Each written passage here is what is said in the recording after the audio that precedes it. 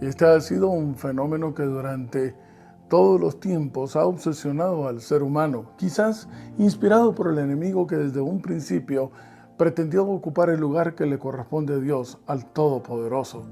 Esa sensación de mando y de autoridad, el tener poder, es lo que ha caracterizado también a los imperios, a uno sobre otro, tratando de conquistarse y nunca darse por satisfecho con lo que tienen. Sin embargo, en el estudio de esta semana estaremos encontrando en dónde radica y cuál es el concepto que verdaderamente debemos entender respecto a lo que significa tener poder. Y por eso es que la semana se titula El poder del Jesús exaltado.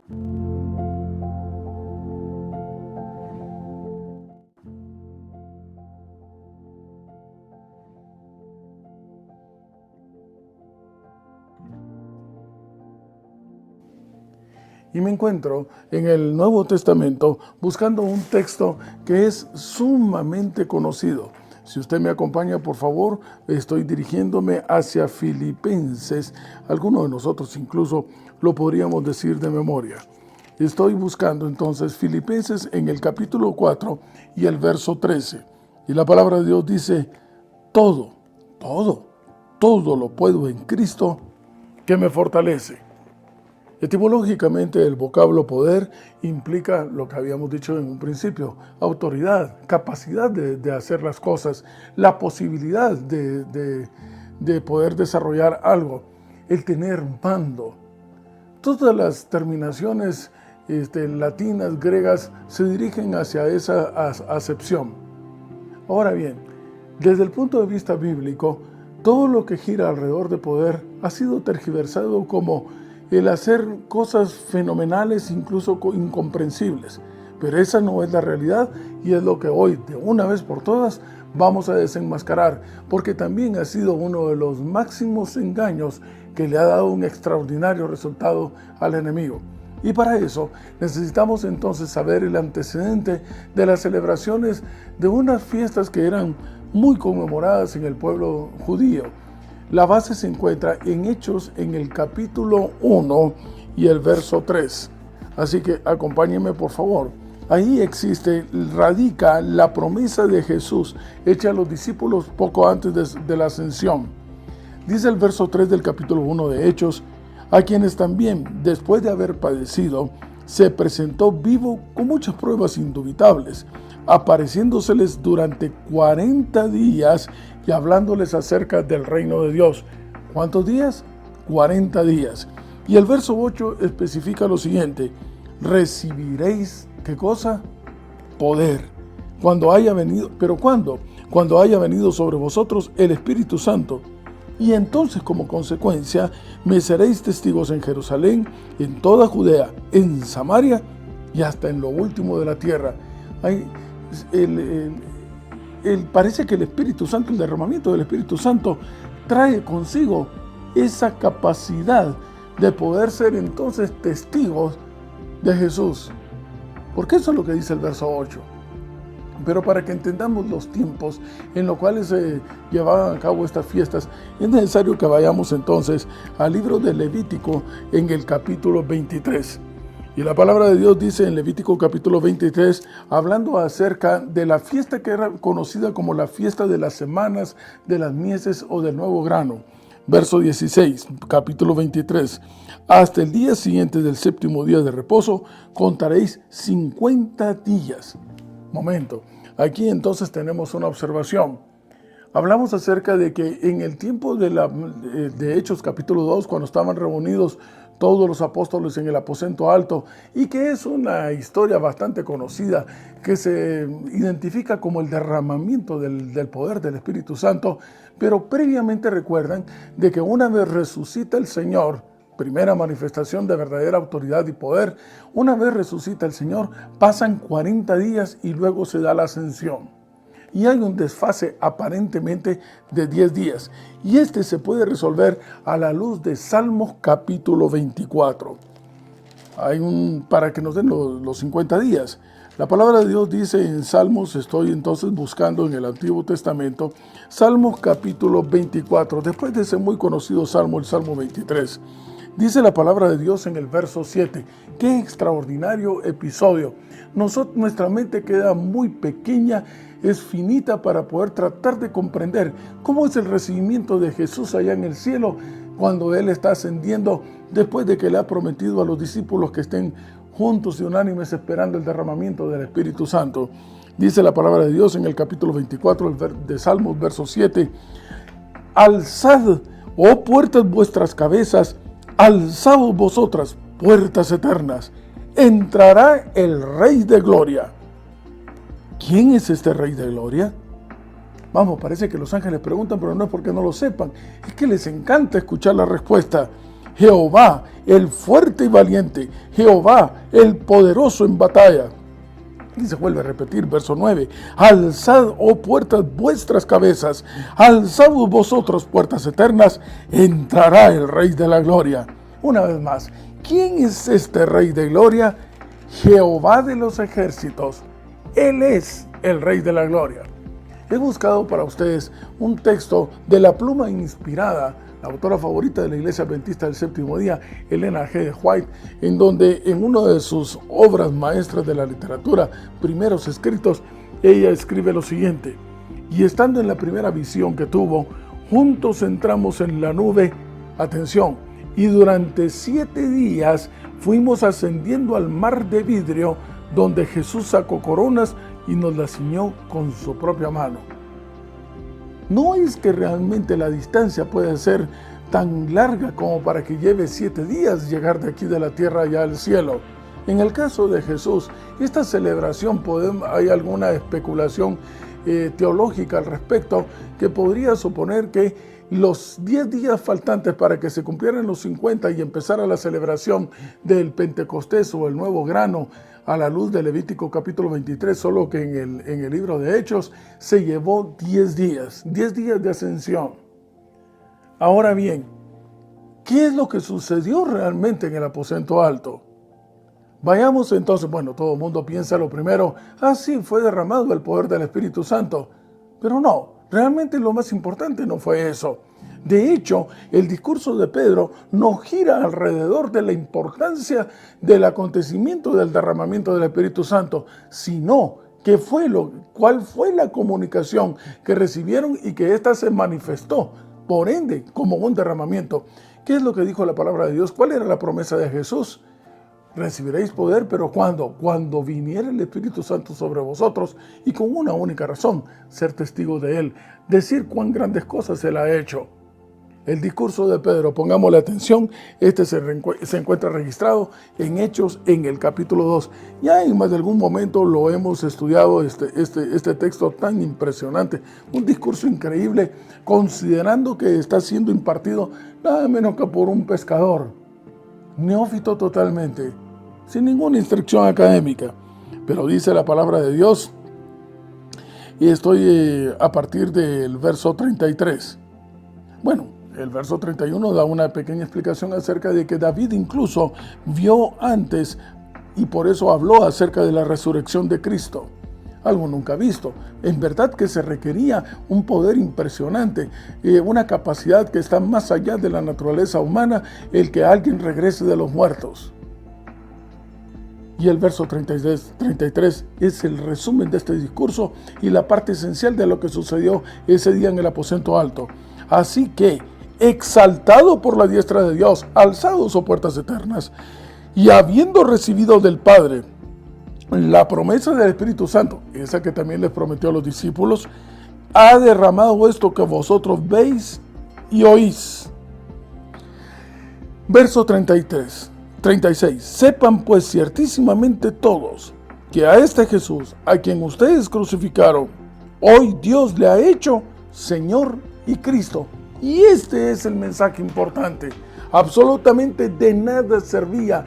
No había valor moral, no había contundencia, no había respaldo, no había fuerza para la predicación del Evangelio si el sacrificio de Cristo no hubiese sido suficiente para poder expiarte a ti y a mí en nuestros pecados.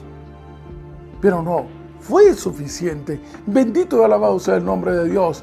Y el hecho de que entonces en el cielo mismo, al ser recibido el Señor, mi sangre, mira mis manos, mira mi costado, mira mi frente, he cumplido la exigencia de una ley, esa que dice que debemos de estar nuevamente a cuentas contigo. Y ahora todo aquel que crea en mí, ya no vivirá él, sino que viviré yo en su lugar. Hemos establecido de nuevo una relación íntima contigo, Padre. Entonces recibe la herencia, y la herencia es, y entonces de hoy en adelante Dios le ha hecho Señor y Cristo, dueño, propietario. La autoridad de todo está sobre él. Apreciados amigos y hermanos, es un error, es una enorme mentira. No es cierto, no es verdad. Cuando se trata de desviar la atención de lo más importante, a través de figuritas como hablar en otros idiomas, y ya no digamos con la máxima distorsión de que ni siquiera se entiende el lenguaje. Bien lo dice Hechos capítulo 2 y el verso 11, que la única razón de ser de hablar en otros idiomas es para contar las maravillas de Dios. Bien lo dice 1 Corintios capítulo 14 también, en donde hay intérprete y el sonido es entendible, en donde hay edificación antes que nada para la iglesia. Así que la condicionante de poder recibir el Espíritu Santo, que como consecuencia te da el valor moral y la autoridad, te dice, oye, sí, ahora sí ya puedes ir a anunciar a Jesús como la única opción de salvación, porque mira, fue aceptado el sacrificio que hay en el cielo. La parte esencial del discurso de Pedro. Así que no le pongas atención a eso de tener la capacidad. No importa el micrófono que utilicemos y cuál sea la marca. Lo que realmente importa es cuál es el tema de fondo. Y el único tema de fondo, la base central, la clave sobre la cual gira todo el evangelio, es anunciar a Jesús, el Cordero de Dios que quita el pecado del mundo. Esa fue la clave central también de la predicación de Juan el Bautista, de la predicación de todos los grandes evangelistas. ¿Cuál es la condición para recibir poder? Dice el verso 1 del capítulo 2 de Hechos, estar todos como unánimes y juntos. Qué difícil, ¿verdad? Hoy en día, si en la congregación donde estás asistiendo te encuentras con que hay grupos separados, apreciado amigo y hermano, ¿cómo podemos aspirar entonces al derramamiento de un espíritu del cual nos inunde y se nos desborde, para que cuando hablemos acerca de que conocemos a Jesús, lo estemos diciendo con valor moral, con autoridad plena, porque es verdad, porque es cierto, porque Él está transformando mi vida? Yo puedo decirte entonces que también puede transformar la tuya, pero necesitamos estar juntos y unánimes. No en cuestión de contiendas, no peleándonos por cargos, no buscando egoístamente quién está mejor y quién está peor, sino que todos buscando la unidad. Y la única forma se obtiene a través del mensaje que siempre hemos estado predicando. Gálatas capítulo 2, verso 20. Crucifiquémonos con el Señor, ya no vivamos nosotros, porque si no seguiremos en contiendas. El espíritu humano es divisorio. Pero cuando Cristo vive dentro de mí, entonces volvemos a ser uno solo en el Señor, parte de ese conglomerado divino que es un hábitat natural, bueno en gran manera, tal como lo creó Dios, reconocidos entonces como hijos del Creador. Ahora bien, si el anuncio del Pedro fue ese, si la condición de recibir el poder y el Espíritu Santo, aunque no importa que lo estemos clamando, pero mientras no tengamos una experiencia personal con el Señor, esta no se llevará a cabo. Este es el mismo mensaje de Pablo hacia la iglesia en Éfeso. Y lo que podemos ver en el capítulo 1 y el verso 20 de la epístola a los Efesios. Dice la palabra de Dios, la cual operó en Cristo, le resucitó de los muertos. Mira cuán grande es Él. Y sentándole a su diestra en los lugares celestes. Es el mismo mensaje de Pedro. Llega al cielo, es aceptado. Y le es dado poder, tal y como lo dice Pedro, sobre todo principado y autoridad, y poder y señorío, y sobre todo nombre que se nombra. O sea, no hay absolutamente nada ni nadie arriba de Él. no solo en este siglo, sino también en el venidero. Y en él sometieron todas las cosas bajo sus pies y lo dio por cabeza sobre todas las cosas a la iglesia, la cual es su cuerpo, en la plenitud de aquel que todo lo llena en todo. Si el Señor tiene la capacidad de llenar las estrellas infinitas, el universo vasto, los planetas y las galaxias, considera por un instante que bien tiene la capacidad de llenar nuestro diminuto corazón. Esa intimidad con el Señor es lo que permite que tengamos una experiencia personal con Él. Es lo que estar enamorados, tener una relación íntima, nos va a permitir poder decir cómo es Él. Apreciado amigo y hermano, si en algún momento te has preguntado si tu mensaje está llegando, si lo que hablan tus palabras está realmente penetrando hasta las fibras más íntimas del corazón del que te escucha. No prediques de memoria, no hables aprendido a la letra muerta. Sigue el secreto de Pedro, sigue el secreto de los humildes apóstoles que sin mayor instrucción se circunscribieron únicamente a decir lo que ellos habían visto y lo que ellos han escuchado, tu experiencia personal. Pero atención, es que necesitamos entonces tener una experiencia personal. Hoy en día hay muchos que están predicando que conocen al Señor, pero el Señor los desconoce porque no han establecido esa relación y esa experiencia personal. Por esa razón, seguramente, cuando Pablo ve el reavivamiento que hay en la iglesia de Éfeso, lo primero que él inicia su oración es dando gracias. Apreciado amigo, quizás también se ha desvirtuado por un instante lo que es la oportunidad de comunicarse con el Redentor. Y nos concretamos a una lista de peticiones. No nos damos cuenta que el Señor no es una agencia de empleo, no es un hospital, no es un supermercado que está supliendo tu necesidad de trabajo o que está supliendo tu necesidad de salud o que tiene que darte alimento. No es eso. El Señor no está preocupado por tu cuerpo. De hecho, para Él, la muerte es de carácter trivial, sin importancia. Realmente la base central sobre la cual gira todo el plan de salvación es únicamente volver a restablecer una relación íntima con el Creador.